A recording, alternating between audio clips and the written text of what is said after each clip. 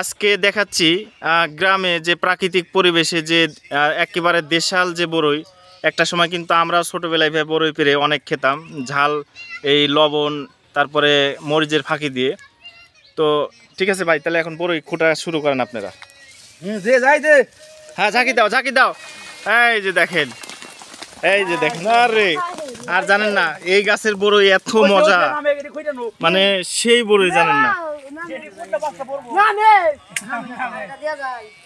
High রে ভাই, জানেন না বরই খায়, মানে বরই পাইরে খাওয়ার যে মজা ভাই জানেন না।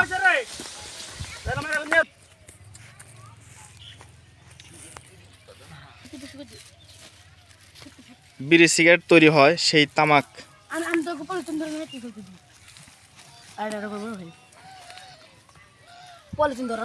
তো বরই পেরে খাওয়ার, বরই খুঁটে খাওয়া যে অনেকটা মজা। আমরা যখন ছোট ছিলাম তখন কিন্তু এইভাবে বরই পারতাম, খেতাম, ঝাল এরপরে লবণ মিক্স করে।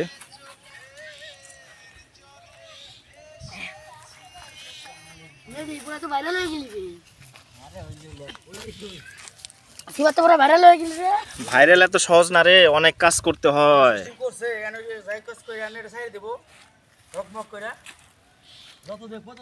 তো যাই হোক, আমি কিছুটা গ্রামের প্রাকৃতিক পরিবেশে আপনাদেরকে বরই পাড়া দেখালাম। আর এই যে দেখেন বরইগুলো,